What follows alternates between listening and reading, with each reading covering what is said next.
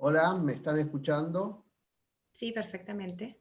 Perfectamente. Bueno, buenas tardes, bienvenidos a esta inauguración virtual de nuestra sucursal de San Luis.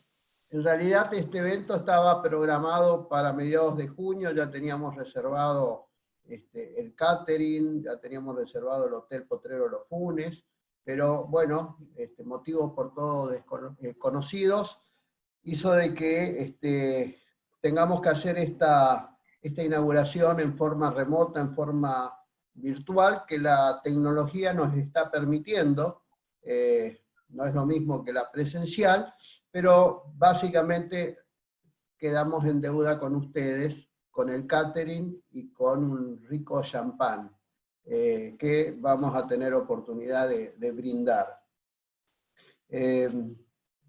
La verdad es que estamos muy atormentados de malas noticias en los últimos meses, malas noticias que tienen que ver con la salud, con las restricciones para salir, para entrar, para vernos, para trabajar, con muchas malas noticias económicas y la verdad es que también esta situación donde han aparecido datos muy negativos en la economía, por ejemplo, 30 meses de recesión.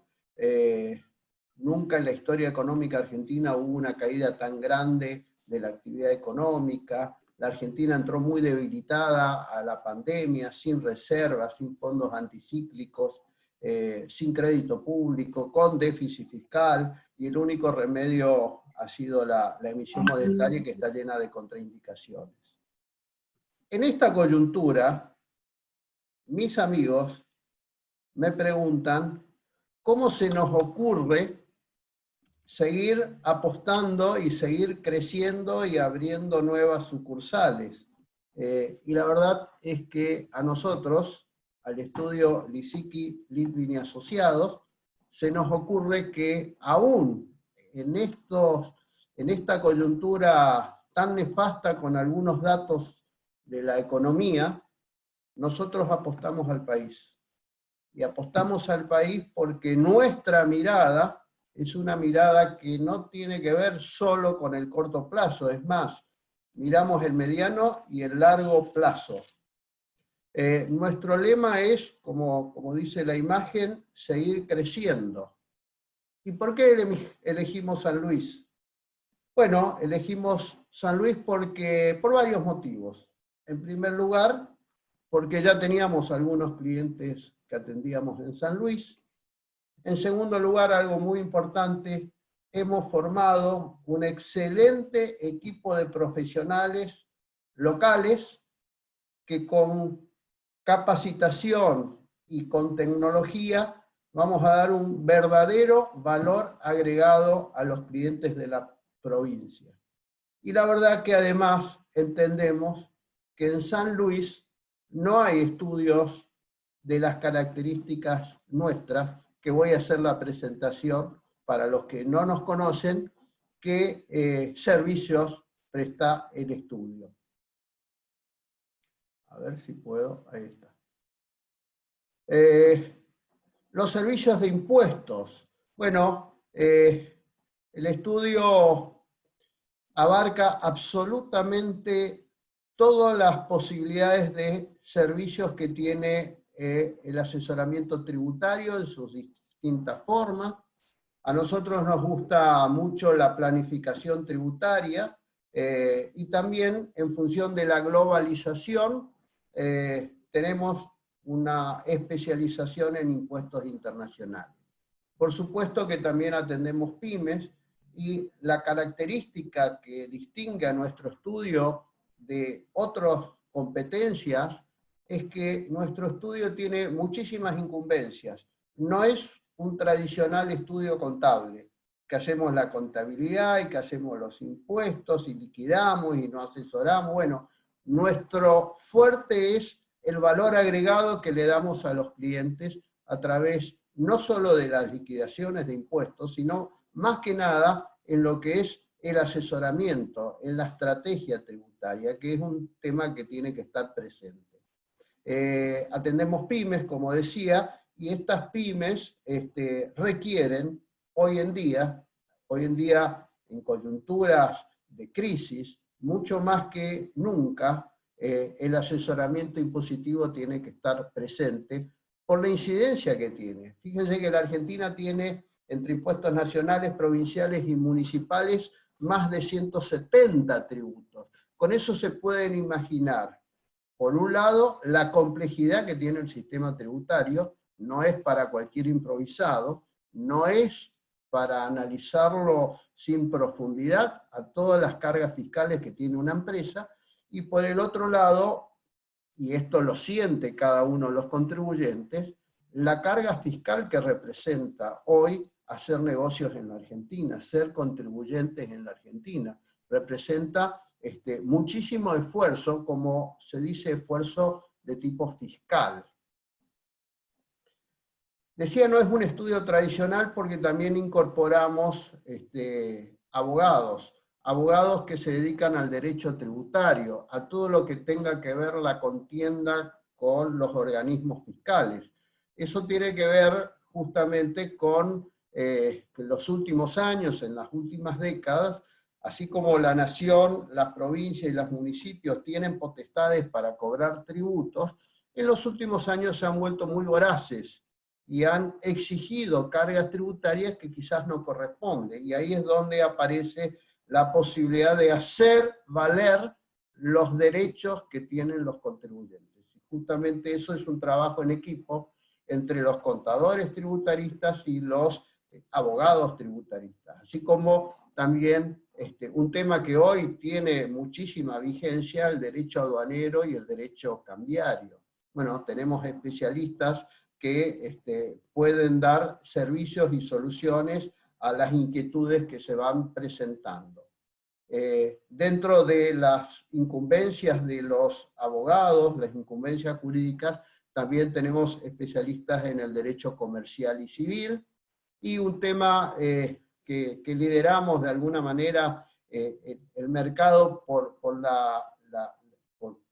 abarcar absolutamente todas las competencias del derecho penal económico, donde concurrimos con abogados penalistas, abogados tributaristas, abogados y contadores tributaristas también.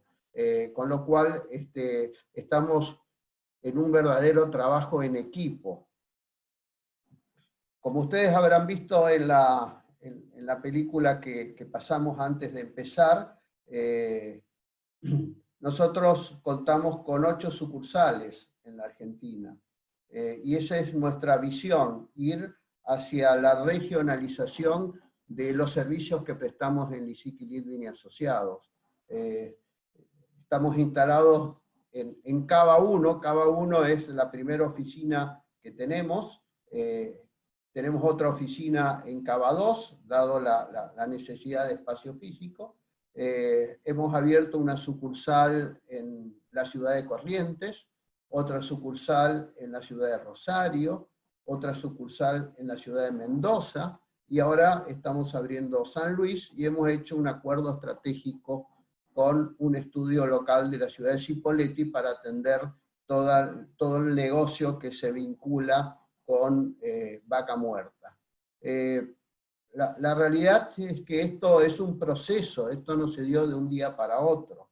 El estudio tiene más de 30 años, ha nacido como un estudio pequeño, y a través del tiempo, con mucho profesionalismo, con mucha pasión, con mucha visión también, hemos tratado de, cada vez que había o entraban más clientes al estudio, requería más cantidad de colaboradores, de profesionales, más cantidad de metros cuadrados, más cantidad de socios y asociados, con lo cual nuestra visión es prestar un servicio de calidad, prestar un servicio con un alto valor agregado que el cliente, por supuesto, lo va a observar, lo va a tener, y justamente San Luis es para nosotros un verdadero desafío. Acá estamos mostrando básicamente las oficinas del edificio Chacofi. En la provincia de Buenos Aires tenemos una hermosa oficina con muy linda vista al río, en Tigre.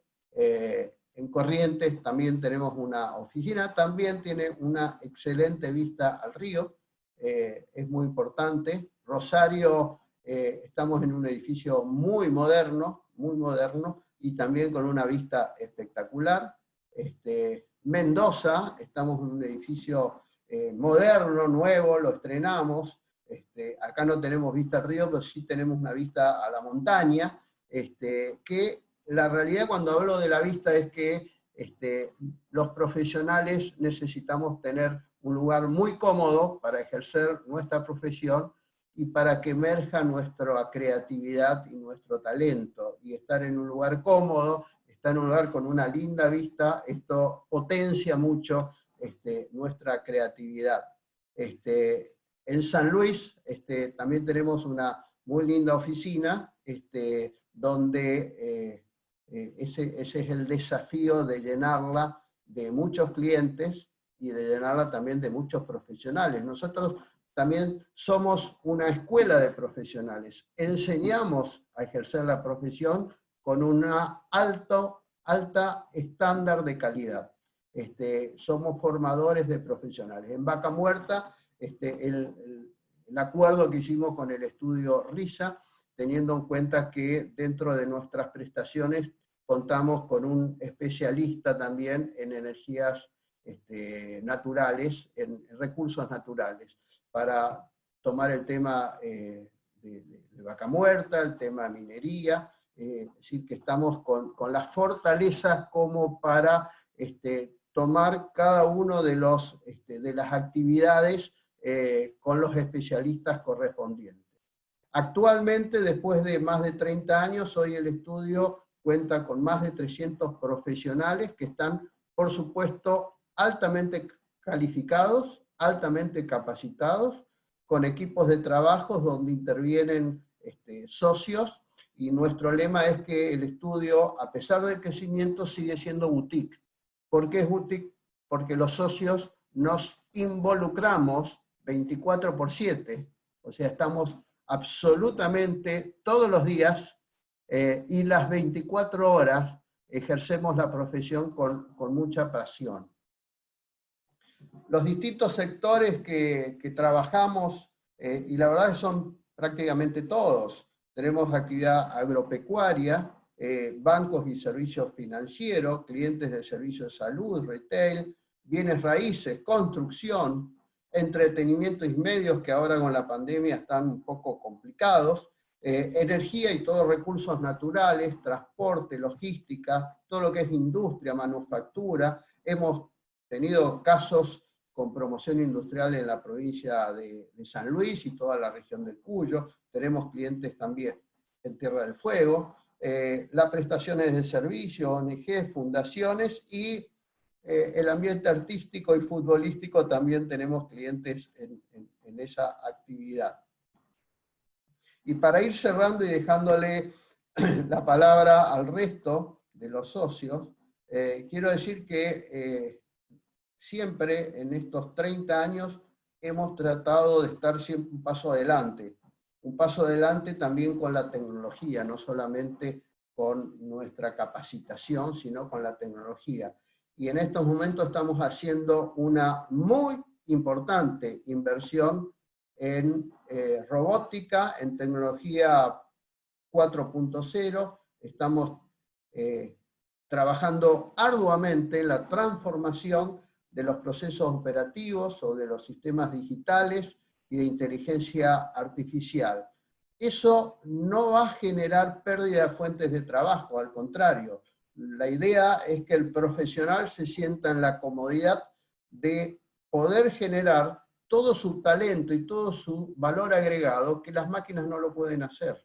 Entonces, justamente lo que va a dar la robótica y la tecnología de punta es más precisión, más rapidez, pero que va a trabajar en equipo con todo el profesional, porque todas estas máquinas no tienen lo que nosotros como profesionales tenemos, y nunca la van a poder tener, que es esa pasión por lo que hacen.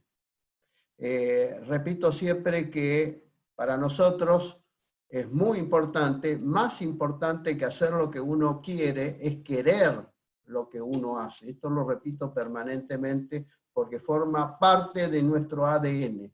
Tenemos un compromiso, tenemos valores éticos, somos también solidarios, y nuestra trayectoria avala absolutamente toda nuestra calidad profesional.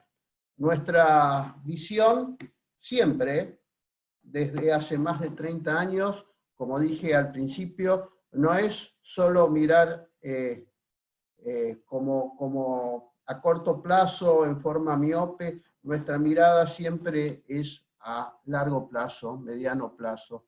Y eso es, vamos haciendo camino al andar, vamos apostando por nuestra capacidad, tenemos mucha confianza en nuestro valor agregado, en nuestra idoneidad, y esa es nuestra visión y nuestro compromiso.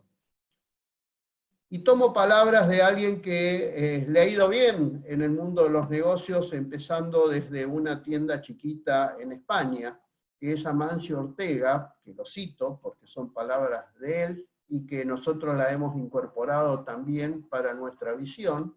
El crecimiento constante es el mejor mecanismo de supervivencia.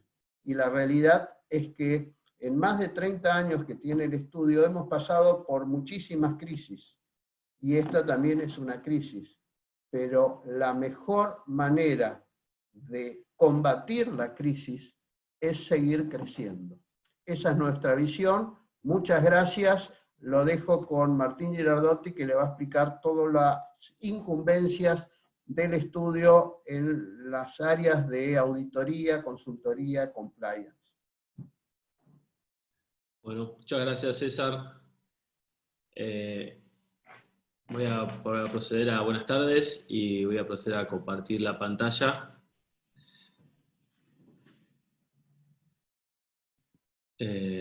A ver si... Segundo. Un segundo que tengo ahí para...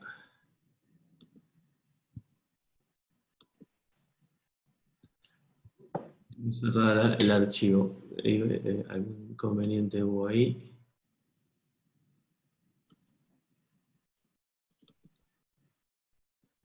Ahí estamos, perdón. Bueno. Solucionado. Bueno, muchas gracias. Espero que me escuchen bien. Un poco lo mío es presentar lo que son los servicios que tienen que ver con auditoría, consultoría. Lo voy a hacer rápido. Yo sé que todos están ansiosos de escuchar un poco los conceptos que tienen que ver con todo lo fiscal y con todo lo que es las estrategias que tienen que ver con el futuro y cómo nos vamos a ir desenvolviendo a partir de toda esta situación que se ha generado en el mundo y particularmente en Argentina. Y en lo que es servicios, el estudio tiene una amplia gama de servicios, gracias siempre a los clientes, a haber confiado, a estar 30 años trabajando y haciendo de esta pasión, como decía César, un poco el día a día, el estar atrás, los clientes en general, si nos siguen es por el valor agregado que nos damos, y ese valor agregado está dado en el día a día, en atenderlos, en contestar el teléfono y en un montón de situaciones particulares que uno tiene que estar al lado del cliente, y más hoy en una situación extrema como la que estamos viviendo. Bueno, un poco para resumirles y no sacarles tanto tiempo, les quiero comentar, el estudio presta servicios básicamente en lo que es auditoría. Auditoría tenemos abierto en lo que es auditoría de bancos, entidades financieras. El estudio está inscrito en el Banco Central de la República Argentina. Tenemos todo lo que es la parte de gestión de riesgo, tecnología informática, y un departamento de pymes donde atendemos a todo lo que son empresas chicas para llevarles todo lo que es en conjunto, todo lo que tiene que ver con la contabilidad y con la teneduría de libros. En lo que es auditoría, estamos inscritos en la Comisión Nacional de Valores y en la PCAOB, que es la bolsa de Estados Unidos, donde se cotizan las empresas más grandes del mundo. Con eso abarcamos todos los servicios. El único servicio que hoy el estudio no está abarcando es la parte de de seguros, pero todo el resto, lo que es bancos, empresas que cotizan en bolsa, empresas que no cotizan en bolsa también, en las que están en IGJ, todo ese tipo de compañías son las que auditamos. Después tenemos servicios de consultoría, que básicamente hoy están muy enfocados a todo lo que es reestructuración de deuda, procesos de M&A. Se están generando oportunidades en el mercado, hay empresas que están queriendo salir, empresas internacionales que están queriendo ir, empresarios locales que también tienen algún nivel de cansancio con toda esta situación y están queriendo salir, y obviamente hay gente e inversores que nos están consultando y están viendo una oportunidad de ingreso al mercado en condiciones favorables. Obviamente hoy el que quiere salir tiene que pagar un costo de salida, pero por esa situación misma se está moviendo el mercado y estamos viendo alternativas interesantes para tanto los que quieren salir como los que quieren entrar al mercado. Después, en otro servicio que también ha tenido mucho éxito en los últimos 4 años ha sido el de compliance. Tenemos toda una estructura de abogados y contadores que prestan este servicio, donde los acompañamos al cliente desde implementar una estrategia de compliance hasta el último paso, que es ponerla en cumplimiento y ponerla alineada a la estructura y a la estrategia de la compañía. Trabajamos fuertemente en todo lo que es prevención de lavado de activos y financiamiento del terrorismo. Tenemos un departamento específico para dar ese servicio. También tenemos en la parte tecnológica, y ahora les cuento rápidamente, en todo lo que es tecnología nosotros estamos invirtiendo mucho. Tenemos un sistema de control de proveedores que le permite a nuestros clientes minimizar cuando tercerizan servicios los costos y los riesgos. Este sistema de control permite que las empresas puedan gestionar mucho mejor los proveedores y pagarles en el caso de que estos proveedores hayan cumplido o estén cumpliendo con todas las condiciones que la empresa impone a los terceros. Se previene mucho lo que es la solidaridad con este servicio. Después está lo que es la línea de denuncias, que la damos vía otra empresa que se llama Resguarda. Básicamente ahora les voy a explicar en 2 minutos en qué consiste. Lo que es la línea de denuncias es un servicio que se presta desde Argentina para Latinoamérica, y que apunta a que las empresas, está alineado con el tema de compliance, y que las empresas que detectan situaciones irregulares las puedan denunciar vía una plataforma que nosotros la proporcionamos. Somos líderes en la región en este servicio, y estamos hace más de 20 años prestándolo. También estamos dando lo que es capacitaciones y learning. Esto está muy fuerte ahora con todo este tema de la pandemia. Y también tenemos el servicio de búsqueda y selección de personal para todo lo que es, sobre todo, personal directivo.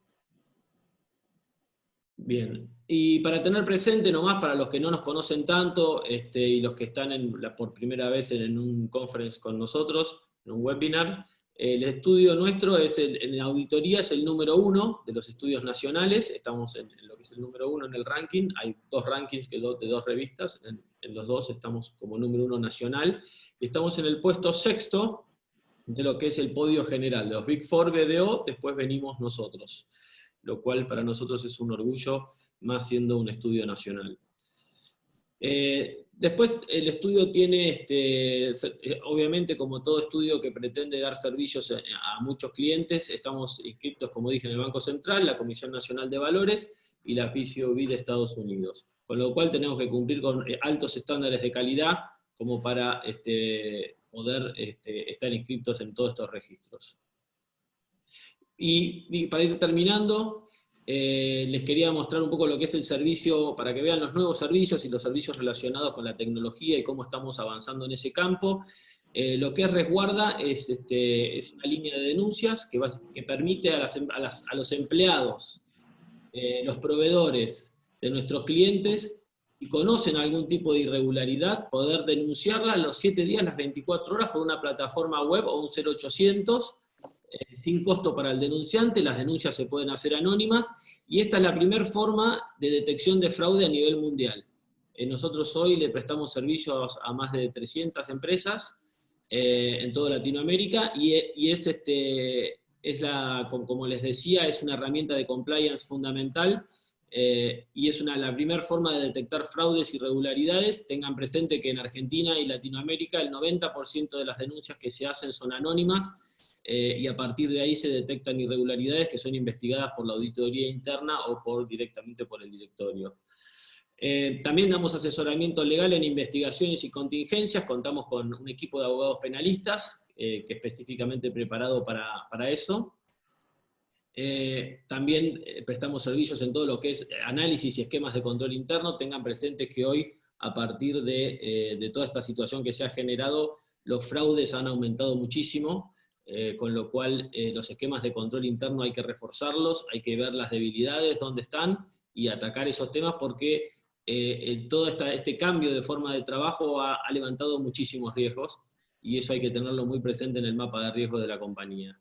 Y bueno, por último, que ya lo mencioné, el desarrollo de programas de compliance y normas éticas, que es algo que venimos trabajando hace varios años. Les quería mostrar algo nuevo que tenemos, que es un servicio que se llama Navigator, que básicamente lo que hacemos acá es hacer auditorías vía web. Este servicio lo que busca es cuidar la reputación y nombre de las empresas o de personas, y lo que básicamente hace es recoge toda la información que se genera sobre una empresa o sobre una persona en todo lo que es la web, ya sea vía Twitter, ya sea vía de la forma que fuere. Entonces, cuando hay, por ejemplo, se está protegiendo una marca y hay comentarios nocivos que empiezan a aparecer en determinados tweets o determinadas redes sociales, los identifica y prepara alertas y manda alertas, y de esa forma las empresas tienen online la posibilidad de saber qué se está diciendo de la empresa, qué quejas están existiendo, qué situaciones irregulares hay. Lo mismo para proteger personas cuando hay situaciones donde son perseguidas o tienen algún tipo de campaña negativa que se puede hacer por las redes. Es un servicio que es nuevo y es muy interesante, y también analiza todo lo que es la Deep y la Dark Web, para ver si se le han robado datos a la empresa o a las personas y están vendiéndose en lo que son esas redes que en general es donde se comercializan ese tipo de información. Y para cerrar, les quería comentar también un servicio que es el 911, que es un servicio de alertas que básicamente consiste en darle la posibilidad a todas las personas que trabajan en la compañía a dar alertas instantáneas que van directamente al departamento de seguridad, donde pueden dar una alerta, mandar una foto, mandar un chat, y viceversa, la compañía le puede informar situaciones a todos los empleados y bajarle información en forma instantánea. Sería un servicio de denuncias, pero instantáneo, que permite dar, en casos de urgencias, darle velocidad interna a las compañías. Se usa mucho para lo que es aeropuertos, hospitales, universidades, y es un servicio nuevo que estamos trayendo para Latinoamérica. Así que bueno, no me queda más que agradecerles, felicitar a todos los socios por este esfuerzo de San Luis, agradecerle a todos los que nos están escuchando por escuchar nuestra presentación, y le doy paso a Ricardo Paulina como para que ya comience con el tema de fondo. 17 horas.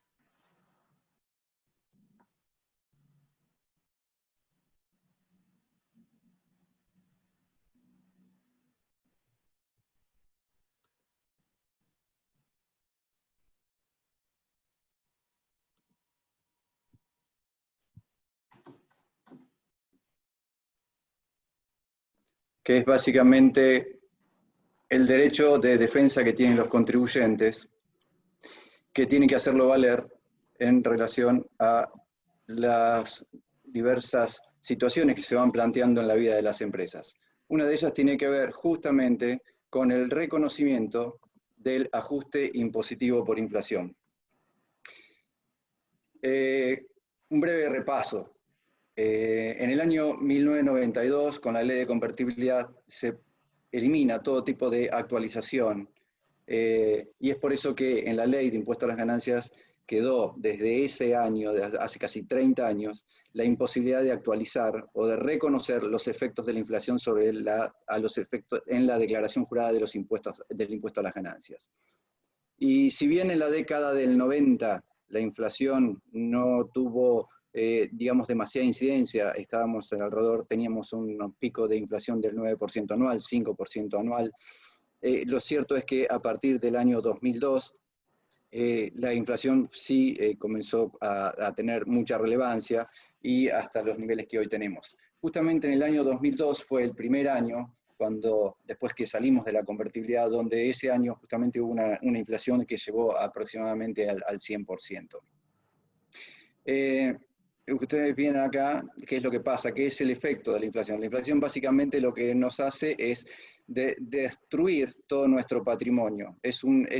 Básicamente nos está comiendo el capital de trabajo de las empresas y nos obliga en muchas situaciones a tener que pagar un impuesto sobre ganancias que son ficticias. Por eso estamos abordando este tema, que después de 30 años recién ha tenido reconocimiento en la legislación del impuesto a las ganancias, cuando se hizo la reforma que entró en diciembre del 2017 y que entró en vigencia a partir de enero del 2018. Esta norma, que fue la ley 27430, lo que previó fue que en el supuesto de que la inflación de los próximos 3 años, o en los siguientes 3 años, 36 meses, superara el 100%, el contribuyente tendría derecho a practicar el ajuste impositivo por inflación. Claro que en el texto original hablaba de que la inflación que tenía que verificarse, ese 100% tenía que ser 1/3 en cada uno de esos años, comenzando a partir del año 2018. Es decir, que si en el año 2018 la inflación superaba un 33%, ya podía aplicar las normas de ajuste por inflación. Lo cierto es que en el año 2018 ya se superaba, ya se sabía por mediados de año que se iba a superar ese nivel de inflación. Entonces, en la ley de presupuesto, septiembre, fíjense, una ley que apenas tuvo 9 meses de sancionada, ya sufrió la primera modificación. En el mes de septiembre, en la ley de presupuesto, se modifican los parámetros para que las empresas puedan aplicar el ajuste impositivo por inflación. Y se dispuso que para el año 2018, es decir, para los ejercicios que empezaban el 1 de enero, la inflación tenía que superar el 55%. Si superaba ese parámetro, entonces podía aplicar el ajuste impositivo por inflación, y si no lo superaba, no podía lamentablemente reconocer los efectos de la inflación a los efectos de determinar el impuesto a las ganancias. ¿Qué es lo que pasó en el año 2018? La inflación fue del 54%, no llegó al 55%, y las empresas se vieron imposibilitadas de ajustar. Lo cierto es que en el segundo año, 2019, ya la inflación fue superior al 30%, que es lo que está previsto legislativamente, con lo cual ya las empresas comenzaron a practicar el ajuste impositivo por inflación. Esta norma tiene previsto que el cómputo del ajuste por inflación, ya sea ganancia o pérdida, tendría que haberse computado en 1/3 en cada uno en 3 años. Es decir, en el primer año 2018, si superaba el ajuste por inflación, entonces podía tomarse 1/3 de esa pérdida o de esa ganancia en la declaración del impuesto, y así sucesivamente en el año segundo y en el tercero. ¿Qué es lo que pasó? O sea, esta norma fue recientemente modificada, nuevo gobierno, y con vigencia a partir de enero del 2019, se permite, no suspendieron el ajuste por inflación, o sea, se permite seguir practicando el ajuste impositivo por inflación en el impuesto a las ganancias, pero lamentablemente disponen que se podrá computar apenas 1/6 en cada uno de los 6 años de la ganancia o la pérdida que les dé. Y aclaran que, digamos, los tercios correspondientes al ajuste por inflación de los años anteriores se pueden computar. Esto es como para decir muchas gracias por respetar los derechos de los contribuyentes. Digamos, es anecdótico, no es anecdótico, es para mencionarlo, simplemente que se respeten los derechos pareciera que fuera un gran valor cuando tiene que ser algo natural. ¿Qué es lo que provoca, qué es lo que produce el ajuste impositivo por inflación? El no reconocimiento del ajuste impositivo por inflación. Básicamente es pagar sobre ganancias ficticias. Y obviamente, si estoy pagando un impuesto a las ganancias por ganancias ficticias, lo que me produce es una pérdida o una destrucción del capital de trabajo de las empresas. Lo voy a poner en un simple ejemplo. Si yo en enero del 2019 tenía $1.000 en el balance de la sociedad y a diciembre del 2019 seguía teniendo esos $1.000, digamos, uno dice, tengo el mismo bien, no tengo por qué pagar impuestos a las ganancias. Sin embargo, esos dólares generaban una diferencia de cambio. De un dólar de 35 que estaba en enero del 2019, pasó a un dólar de 59. Con lo cual esa diferencia de cambio, que la tengo que reconocer en el estado de resultados del balance de una sociedad, me obliga a pagar impuestos a las ganancias. Y nada más ni nada menos que con la consecuencia de tener que vender esos dólares que tengo guardado para pagar el impuesto a las ganancias. Esto es lo que sucede al no reconocer la legislación, los ajustes de la inflación, y me obliga a mí a pagar sobre rentas ficticias. Por eso mismo, ejemplo que les estoy dando, lo pueden verificar claramente las empresas cuando tienen el stock de bienes de cambio. Un stock de bienes de cambio que al inicio del ejercicio tenía un determinado precio, cuando lo van a comprar a su reposición al cierre del ejercicio tiene un precio mucho más alto. Entonces la empresa está vendiendo a un precio mucho más alto con un costo bajo, y esto es lo que produce, digamos, pagar sobre ganancias que no son reales. Ahora bien, para comprenderlo, un breve ejemplo. Tenemos acá un estado de situación patrimonial, una empresa que tiene un rubro de disponibilidades de 1 millón de pesos, tiene créditos por 30 millones y tiene inversiones financieras por 5, bienes de cambio por 60, bienes de uso por 10, total del activo unos 106 millones. El pasivo de la sociedad, entre deudas comerciales, financieras y fiscales, unos 36 millones. Con lo que hace que tenga un patrimonio neto de 70 conformado por el capital de la sociedad y ganancias que, por ejemplo, hubiera obtenido en este ejercicio de unos 40 millones. ¿Cómo se calcula el ajuste por inflación? Yo no me voy a meter ahora a desarrollarlo y explicarlo, simplemente quiero que tengan una pequeña idea. Pero básicamente, lo que tengo que hacer es tomar el activo y eliminar los bienes de uso. Después hay ajustes de evaluación de todos los rubros que componen el activo para llevarlo en términos fiscales. También hay otros bienes que son no computables, pero básicamente tomo un solo ejemplo para simplificar el análisis. Llego a un total del activo, resto el pasivo tengo que ver cuáles son esos pasivos, si son computables o no computables, y llegó a un capital expuesto a la inflación de 60 millones de pesos. La inflación correspondiente al año 2019 fue del 53%, con lo cual la empresa está teniendo entre activos monetarios menos pasivos monetarios una pérdida de ajuste por inflación, por exposición a la inflación de 32 millones de pesos. Si vamos a la determinación del impuesto, la ganancia sin el ajuste por inflación, la empresa tendría que estar pagando un impuesto a las ganancias de 12 millones de pesos. Si practico el ajuste por inflación, se lo resto la pérdida por exposición a la inflación, la ganancia real que está teniendo la empresa no es de 40 millones, sino que es de 7. Y entonces el impuesto que la empresa tiene que pagar es de 2.310.000. Es decir, es para pensar, es para analizar los efectos que produce la inflación sobre los estados contables y en la determinación del impuesto a las ganancias, porque si no practicamos el ajuste por inflación, no estamos haciendo valer nuestros derechos y estamos pagando 12 millones en lugar de estar pagando 2 millones, que es lo que legalmente corresponde, donde estamos obligados a pagar un 150% de impuesto respecto de la utilidad. ¿Cuáles serían, hoy por hoy? A ver, me permiten computar el ajuste por inflación. Hoy, actualmente, en el año 2018, un tercio. En el año 2019, un sexto. Y después, el año que viene, un sexto, y así voy tomando un sexto por cada año. ¿Es esto? ¿Se puede aceptar esto desde el punto de vista de los derechos del contribuyente? ¿O hay algo que se puede hacer? Entonces vamos a hacer un breve repaso de algunos antecedentes judiciales para poder darles una idea de nuestra opinión y en qué nos fundamentamos para que defender y hacer valer que el cómputo del ajuste por inflación tiene que ser al 100% y no en un tercio o un sexto como está sosteniendo la legislación. El primer caso, el primer fallo emblemático es una sentencia de la Corte Suprema de Justicia de la Nación en la causa Candy. Esta empresa en el año 2002, como les comenté, en el año 2002 fue cuando salimos de la convertibilidad y la inflación fue muy significativa, planteó la inconstitucionalidad de la ley que impide la aplicación de índices por inflación.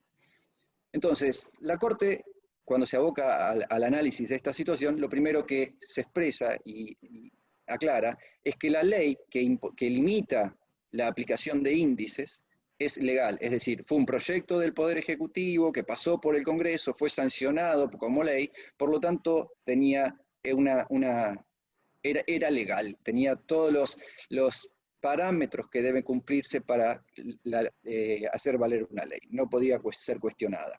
Pero no obstante haber pasado estos puntos y haber superado este análisis, la Corte analiza que si no se aplicaba el ajuste por inflación, el impuesto absorbía una parte sustancial de la renta de la empresa y por lo tanto esto se tornaba confiscatorio.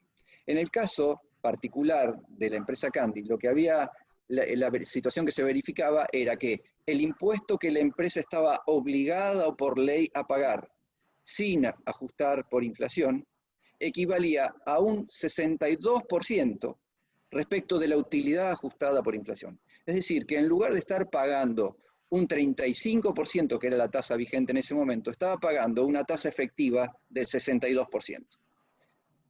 La cuestión que se derivó a partir de ese fallo fue un debate en la doctrina respecto de si todas las empresas tenían que verificarse un 62% para que poder hacer valer sus derechos y cuestionar la norma por violación del principio de confiscatoriedad.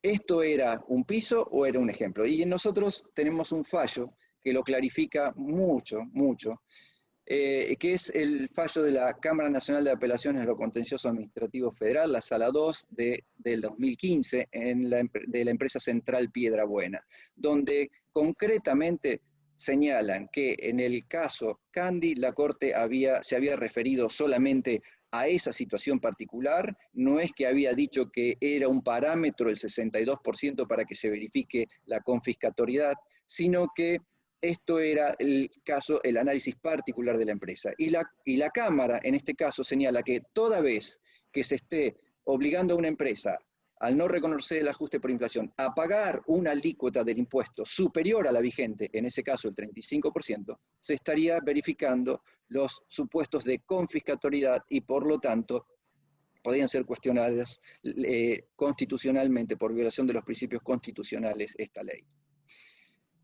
Hay muchos fallos más. Nosotros no queremos en este caso, digamos, para después quien quiera profundizarlo y analizarlo, podemos entrar en más detalles y hacer un análisis respecto de la situación y si tiene sustento para poder discutirlo.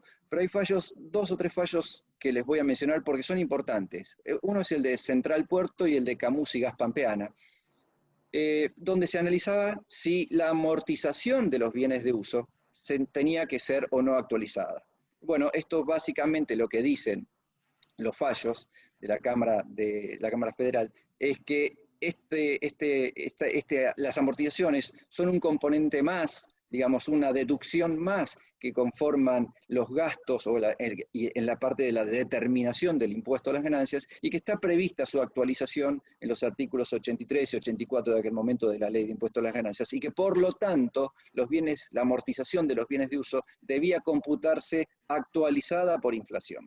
Digo, porque esto es muy importante, porque sabemos bien que los niveles de inflación hacen que hoy la amortización de un bien inmueble hoy parezca irrisoria frente a lo que vale en el mercado una propiedad, un inmueble. Entonces, esto también ha sido reconocido por la jurisprudencia. Y después, dos fallos más que son muy interesantes relacionados con lo que dispuso la Ley de Impuesto a las Ganancias en relación a que permitía el ajuste por inflación, pero solo podía computarse un tercio en el primer año y un tercio después en los siguientes 2 años. Este en el caso de la Cámara Federal de Córdoba, en la causa Bodegas Esmeralda de febrero del 2020, y recientemente de la Cámara Federal de Rosario, en la causa Corben, de abril del 2020, donde, digamos, en ambos casos admitieron, digamos, que el ajuste por inflación se compute en un 100%, y no con el diferimiento de un tercio o de un sexto, como está diciendo la ley actualmente.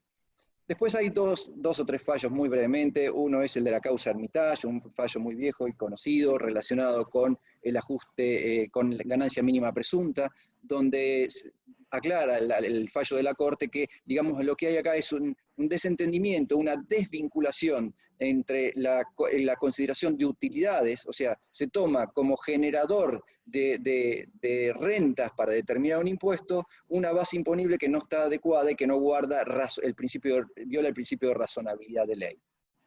También, por ejemplo, en la causa Mera, Miguel Ángel, que se trataba, sin duda algunos de ustedes lo van a recordar, que era la prohibición de computar gastos en el balance cuando estos habían sido pagados en efectivo. Es decir, la norma exigía que los gastos hubieran sido pagados para poder computarse el IVA y el gasto en ganancias tendrían que haber sido pagados con cheque, cruzado, no a la orden, con tarjeta de crédito, transferencia bancaria, y si eran pagados en efectivo se impugnaba el gasto. Bueno, en este análisis, la Corte Suprema declara la inconstitucionalidad de esta norma porque se apartaba al impugnarme el gasto.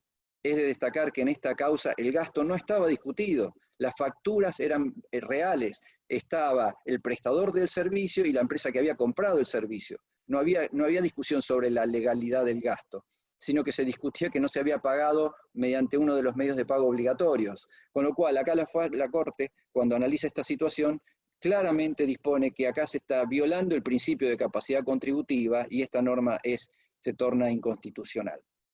Quiero decir, hay montones de antecedentes judiciales, hay muchos más, por supuesto, pero que nosotros los tenemos, estos son los principales que tenemos como para comentarles en esta charla, para que ustedes puedan evaluar y analizar en el caso si vale la pena discutir esto judicialmente, y para eso hacemos un breve resumen. ¿Cuáles serían las ventajas y las desventajas de entrar en una discusión administrativa y judicial? Por un lado tenemos las ventajas. ¿Cuáles son? No se requiere un desembolso por aproximadamente 4 años. Ahora lo vamos a explicar por qué. Pero básicamente esto requiere una discusión que empieza en sede administrativa y después se pasa al Tribunal Fiscal. Y esto lleva un periodo de tiempo de aproximadamente 4 años, donde uno no tiene que pagar el impuesto. También tenemos la posibilidad de una moratoria. De hecho, sabemos que está vigente, que fue extendida la moratoria vigente hasta el 31 de julio próximo, vencía ahora el 30 de junio, ya fue prorrogada el vencimiento. Lo que no han sido cambiados es los periodos, las deudas que pueden ser regularizadas, que son las vencidas hasta el 30 de noviembre del 2019, pero ya sabemos que hay un proyecto de ley nuevo que está proponiendo modificar las obligaciones que podrían regularizarse hasta el 31 de mayo. Entonces digo, la ventaja, apelar a la vía judicial, bueno, es para tenerla en cuenta, porque la probabilidad de moratoria, la historia, a nosotros nos demuestra que hay cada gobierno va sacando una o a veces 2 moratorias, con lo cual tiene que formar parte de la planificación fiscal.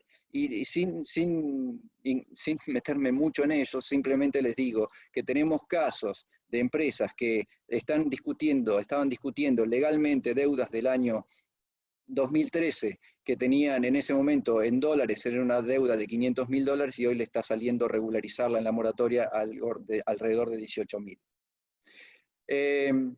Probabilidad de éxito judicial. Bueno, esto no lo podemos asegurar. Lo que sí podemos ver es que hay montones de antecedentes judiciales que son favorables para el contribuyente y que si hacemos un análisis adecuado y cumplimos con todos estos requisitos, la probabilidad de éxito nosotros vemos que es alta.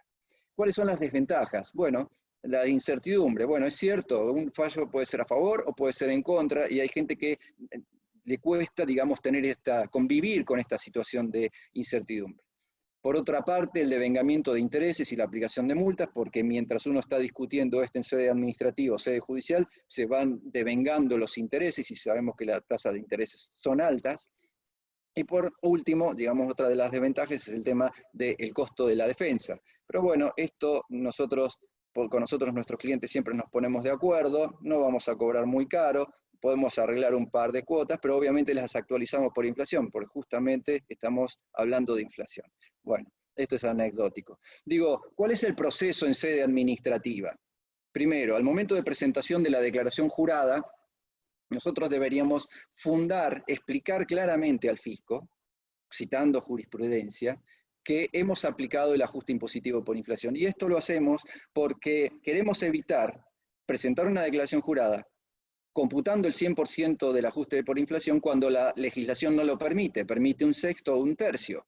Y si yo lo hago y no lo informo, esto puede ser interpretado como una ocultación maliciosa y me pueden formular, en caso de una eventual inspección, una denuncia penal y después me tengo que defender penalmente, además de defender la aplicación del ajuste por inflación. Entonces nosotros interpretamos que es prudente, muy prudente, presentar al fisco una nota fundada indicando que se ha practicado el ajuste impositivo por inflación.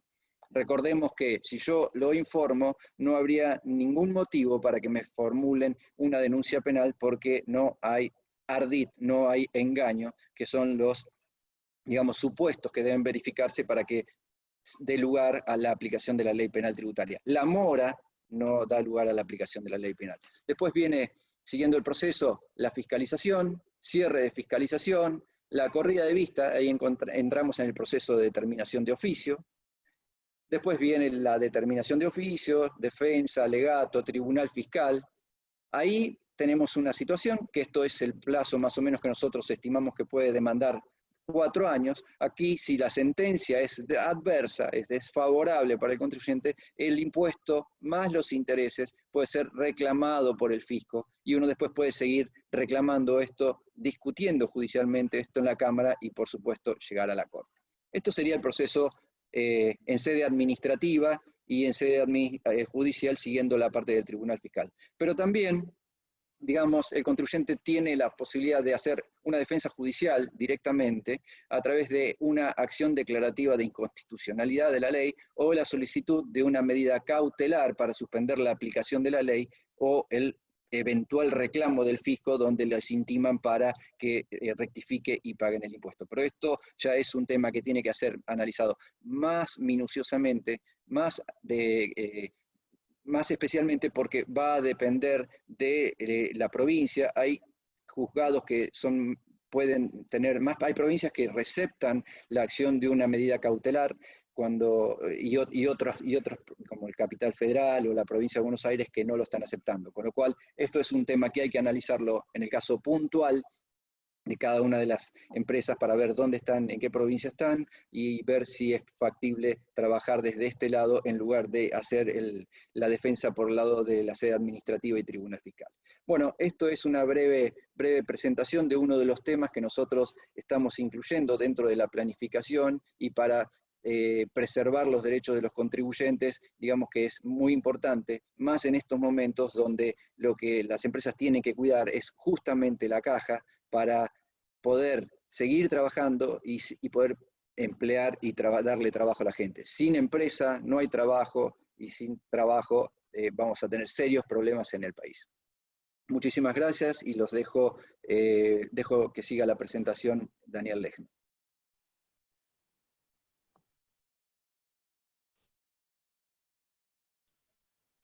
Muchas gracias, Ricardo, y a los socios que me precedieron en la presentación, en particular también por la apuesta a esta excusa por la que los hemos convocado hoy, que es la inauguración de la oficina en San Luis, que es una importante apuesta, mucho más en este contexto, y quiero agradecerles a todos por el acompañamiento, la participación en el evento, más allá que hemos visto, y seguramente padecido ustedes también en el chat, algunos intrusos que han venido a molestar, y pedimos disculpas por eso. En la amplia convocatoria que tuvimos, evidentemente hubo algunos colados que venían simplemente con esas malas intenciones. Y también agradecer a la doctora Lorena Marcoleta, que es nuestra socia regional, que me va a suceder en la presentación, con quien vamos a trabajar en lo personal, codo a codo. Ya he estado incluso en San Luis.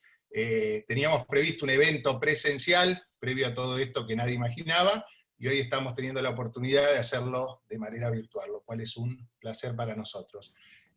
Voy a compartir con ustedes, Mica, por favor, si se llega a cortar o algún inconveniente técnico, avísame que si no, embalo, pero acá les voy a compartir la presentación.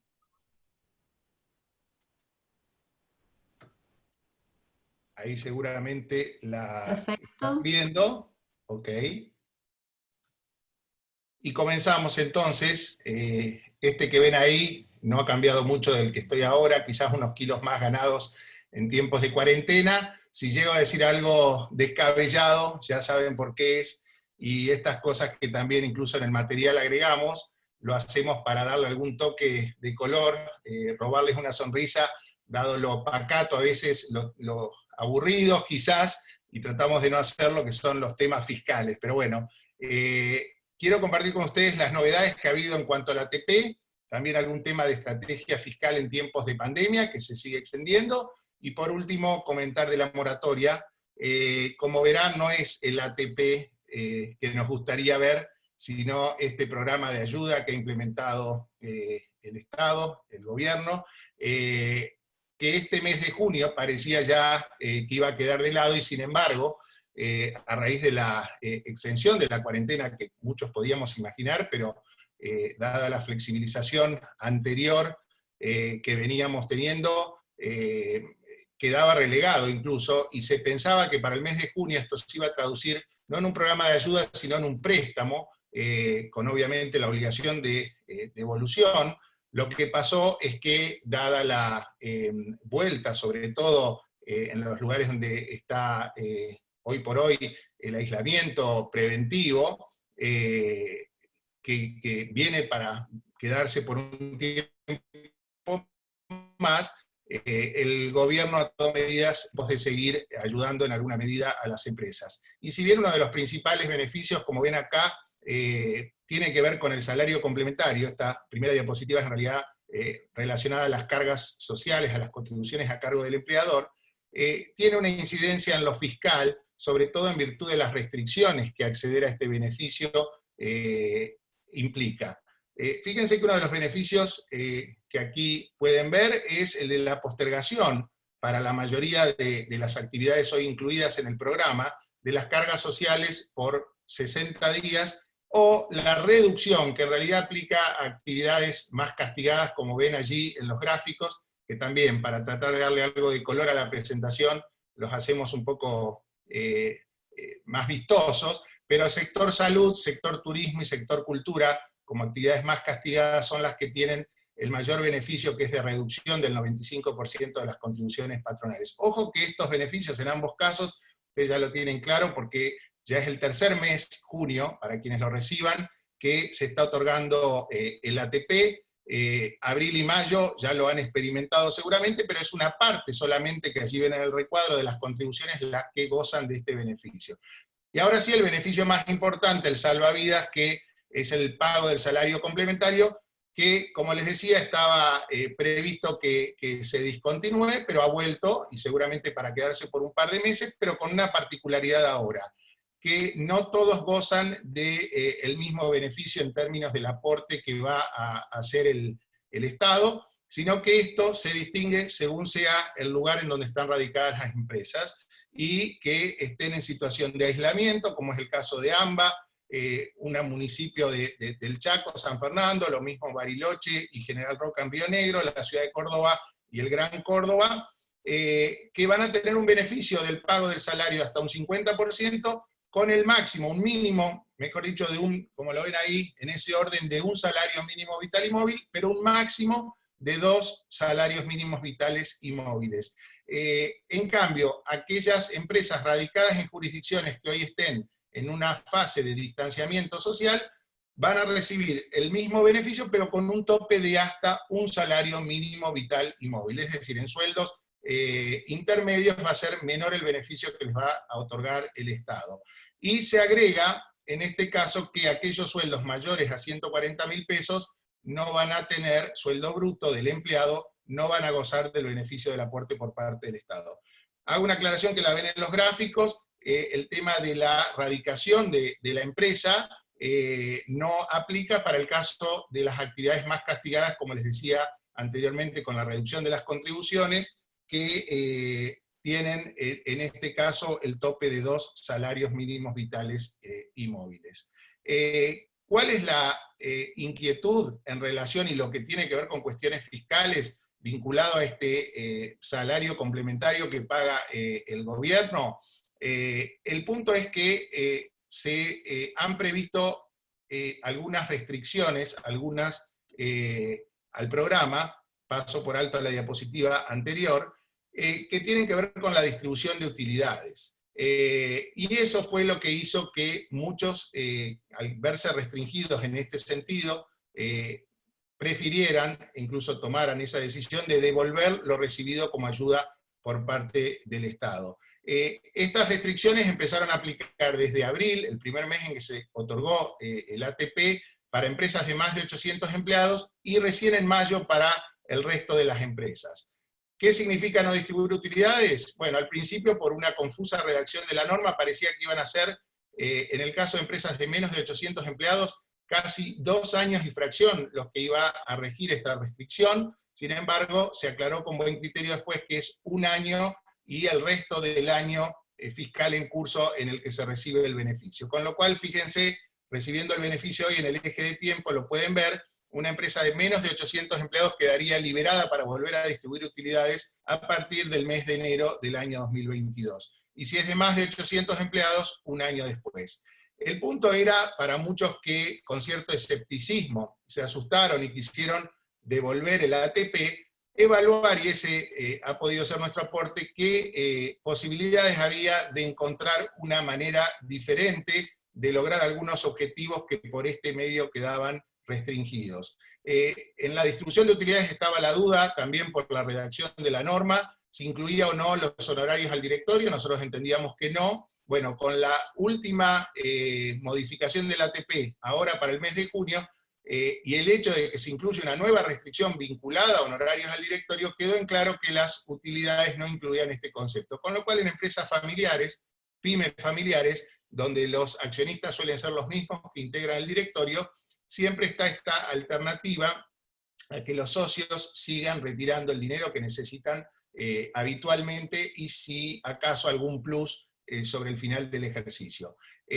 Los honorarios al directorio ahora quedan restringidos para el ATP y salario que se cobre en el mes, o que se reciba el beneficio en el mes de junio, solamente a partir de ahora, y lo que implica es que los honorarios al directorio y los sueldos que cobren los directores, debe interpretarse abarcativo incluso de algún plus o bonus sobre el cierre del ejercicio, no pueden exceder en valores nominales en un 5% lo que se hubiera cobrado anteriormente. Otra de las restricciones tiene que ver con el acceso al mercado de títulos para hacer lo que se conoce como contado con liquidación, pero también en este caso hay una posibilidad, hemos experimentado, de que hay empresas extranjeras con filiales en la Argentina que tienen la intención a la inversa de ingresar el dinero al país, y de esa manera hacen el vínculo con empresas locales para que a través de bonos del Tesoro americano se logre el mismo objetivo, incluso con una tasa de cambio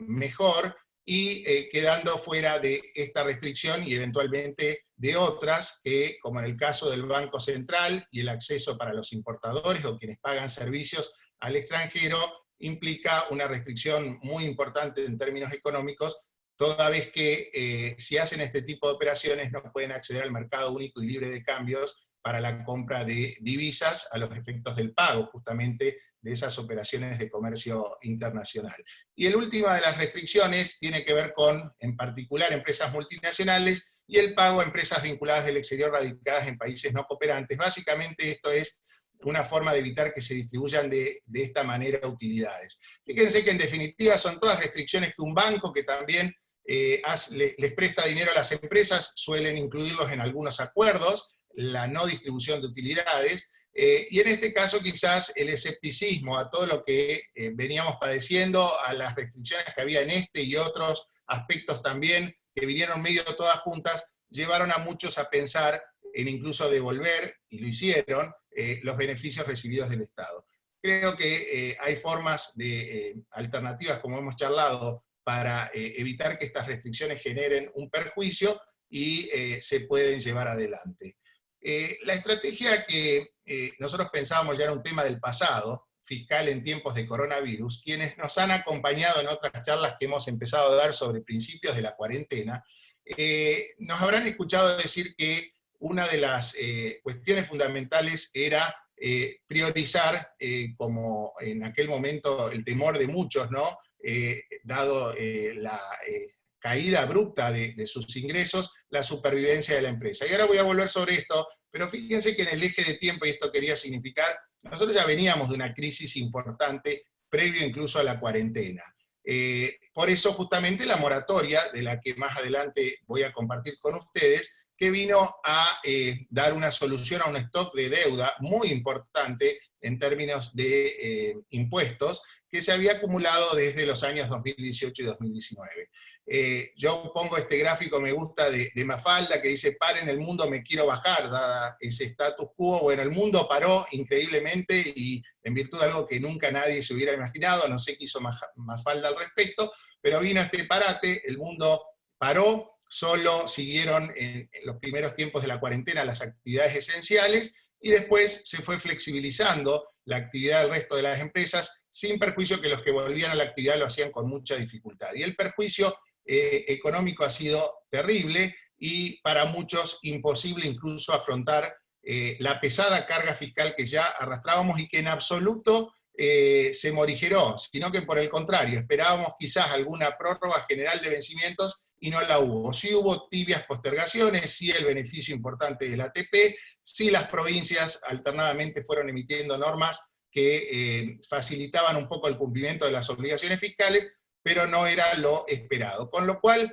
los que otra vez nos escucharon anteriormente y sin hacer ninguna apología al no pago de los impuestos, nos habrán escuchado decir que la prioridad estaba, lógicamente, y más allá que no lo hubiéramos dicho, los empresarios seguramente hubieran tomado esa decisión en sobrevivir, en la supervivencia de la empresa, en pagarle los sueldos a los empleados, y bueno, los impuestos había que abordarlos con la planificación adecuada y las prioridades que exigen los mismos. Toda vez que el incumplimiento también de muchos de estos impuestos pueden tener consecuencias indeseadas, que de hecho hoy la experiencia y lo que pasó nos permite confirmarlo. Entonces el camino era la supervivencia de la empresa o pagar los impuestos, quizás, y otros compromisos. En lo personal o particular que nos toca abordar es el tema fiscal.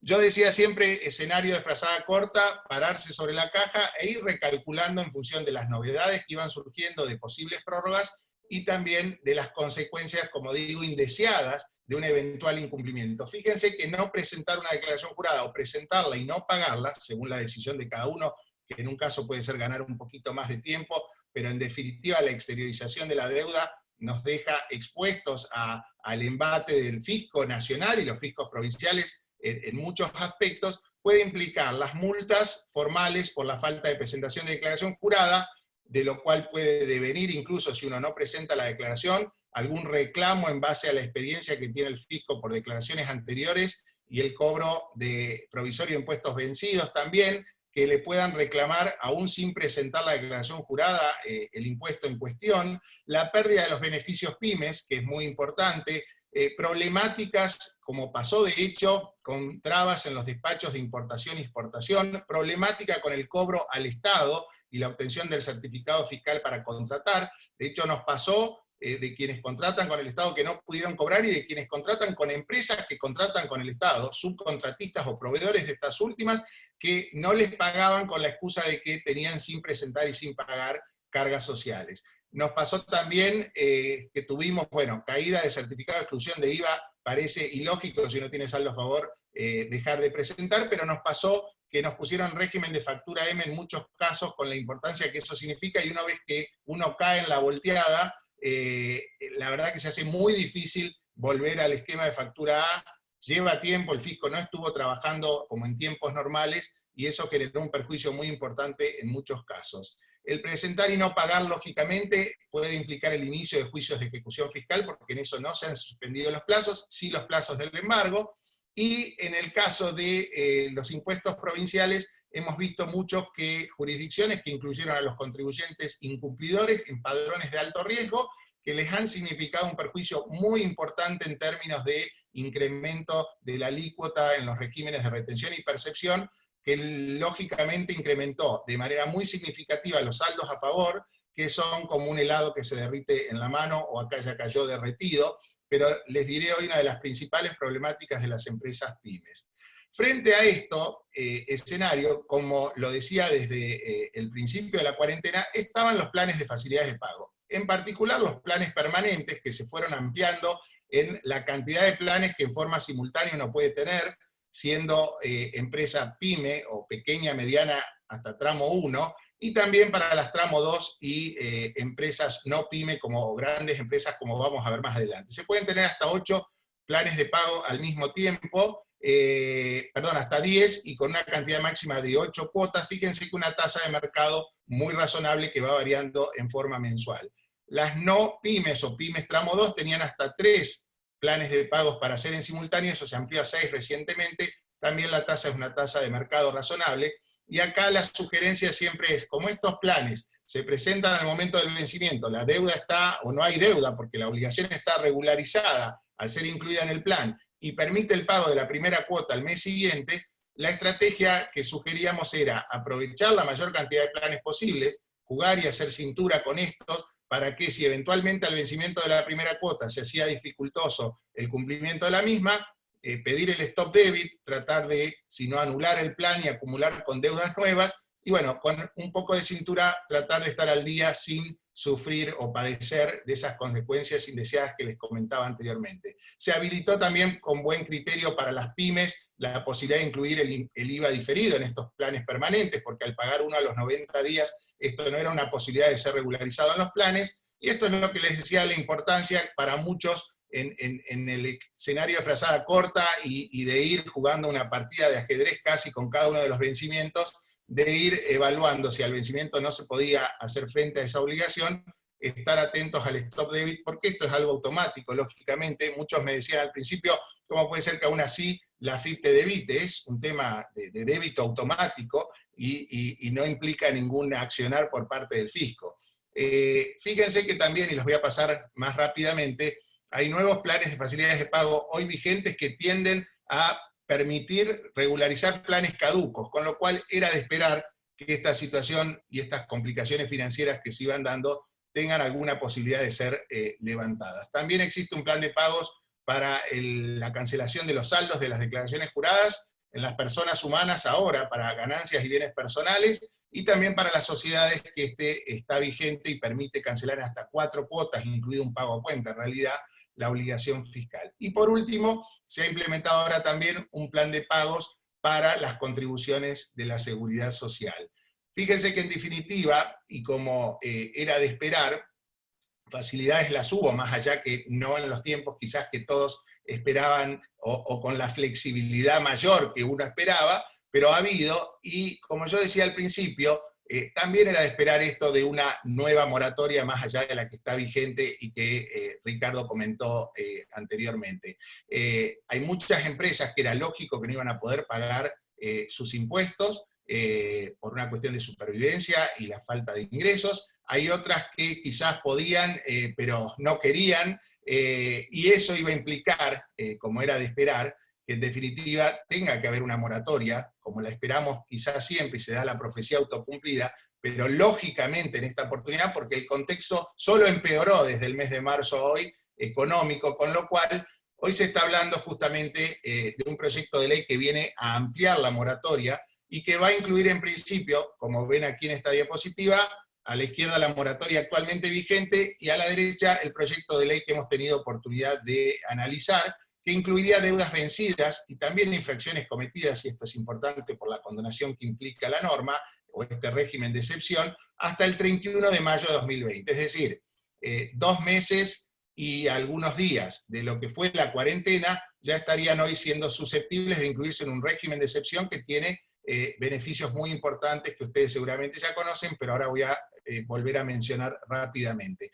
La moratoria actualmente vigente, recordarán ustedes, no permitía el acceso a las empresas no pymes, algo que fue muy criticado en nuestra experiencia. La empresa grande tiene problemas grandes y en definitiva mucho más si no ha podido trabajar normalmente, con lo cual con buen criterio se incluiría ahora, aunque con una menor cantidad de cuotas, a los fines de la financiación, la posibilidad de que las grandes empresas accedan a la moratoria. Aquí les señalo los plazos de adhesión. Acá me salta que estoy con mi tiempo, pero ya estoy terminando. Los plazos de adhesión para la moratoria actual se han postergado hasta el 31 de julio. Para la nueva moratoria no está previsto todavía, pero se está pensando, si se convierte en ley rápidamente, que pueda ser hasta fin del mes de agosto, con vencimiento de la primera cuota ahora en agosto para la moratoria actual, y en octubre para quienes adhieran a la nueva moratoria. Y también con una rebaja en la tasa de interés prevista para el primer año. A partir de entonces, y en la nueva moratoria está previsto el 1 de enero de 2021, será tasa Badlar. Acá hay que ver de qué manera se logran reenganchar o refinanciar, mejor dicho, aquellos que ya adhirieron a la moratoria porque quisieron aprovechar el plazo hasta el 29 de mayo, que tenía mejoras en términos de cantidad de cuotas y del pago a cuenta, y ya hoy están con la moratoria vigente, y sin embargo esta que esperamos que va a tener mayores ventajas, como lo están viendo, no solo financieras, sino también en definitiva económicas. Con lo cual esto es algo que habrá que ver, o habrá que ver si en definitiva no se llega con, seguramente se va a poder refinanciar la moratoria vigente, faltará acá ver la letra chica de la FIP. Lo que está claro es que el proyecto de ley lo que hace es ampliar la moratoria en términos de periodos que abarca. En plazos para la financiación, hoy para la moratoria vigente solo queda para lo que es aportes retenido al personal y retenciones y percepciones practicadas y no depositadas, que con buen criterio, y es una buena oportunidad para regularizar esta situación, se pueden incluir, son 40 cuotas, y para el resto de los impuestos 90. En la nueva moratoria está previsto 60 y 120 respectivamente, pero las no pymes tendrán la posibilidad de cancelar en 48 y 96 cuotas. Fíjense que ser agente de retención hoy, lejos de ser una ventaja, es un perjuicio, porque muchas veces ustedes pagan a un proveedor o perciben a un cliente que no les paga rápidamente y tienen que ingresar la retención o la percepción respectivamente en plazos en los que uno no dispone del dinero. Y esto es una buena oportunidad para ponerse al día en algo y regularizar una situación que tiene consecuencias penales. Como ven, los beneficios de la moratoria es que condona multas y sanciones no firmes a la fecha en que uno adhiere, tiene un tope muy importante a los intereses resarcitorios, sobre todo en deudas viejas, que hace que, como señalaba Ricardo, se den situaciones más allá de la evolución del tipo de cambio, que uno cancela por menos de un 10% o un 5% incluso, medido en dólares, deudas, comparándolo con el origen. Y por último, la suspensión de las acciones penales, que es fundamental, y que implica la adhesión al régimen, la extinción de la acción penal o la suspensión de los procesos que ya hubiera en curso, en tanto uno, y lo que queda supeditado, termine cancelando el plan de pagos al que accede. Por mi parte, esto es lo que quería compartirles, espero les haya resultado claro, y con gusto y a disposición si hubiera inquietudes para que las canalicen por los medios que aquí les dejamos como referencia, con el mayor de los gustos. Gracias a todos y les paso la palabra a Lorena Marcoleta. Gracias, Daniel, y al equipo. Primero, buenas tardes a todos, y quería agradecerles su presencia y por acompañarnos en este desafío de tener Licity Litwin en San Luis. Con gran esfuerzo, y como dijo César, a pesar de los momentos que estamos viviendo, seguimos apostando a trabajar en Argentina y hoy en San Luis. Seguimos sumando profesionales. El lunes tenemos un nuevo ingreso en la oficina de San Luis. Como dijo también César, somos más de 350 profesionales distribuidos en todo el país, que trabajamos todos en equipo. La verdad que es un orgullo para mí formar parte de este estudio. En mi recorrido profesional, trabajando en una empresa puntana, tuve la oportunidad de conocer a César y a su equipo, y luego de casi 10 años trabajando en conjunto, surgió la idea de este proyecto que hoy estoy concretando, gracias a los socios. También agradezco a las empresas que hoy apuestan a nuestro compromiso, a nuestro conocimiento, acá en San Luis, y a nuestro valor agregado. No puedo dejar tampoco de agradecer a todos los chicos que trabajan conmigo y profesionales en el estudio, que me acompañan día a día. Nuestras oficinas están abiertas en el pasaje Salta, 1372. En pantalla están mis datos para que tengan el contacto directo, y quedo a disposición para cualquier consulta, duda que pueda surgir. Los esperamos, y les cedo la palabra a Licity Litwin para el cierre. Gracias.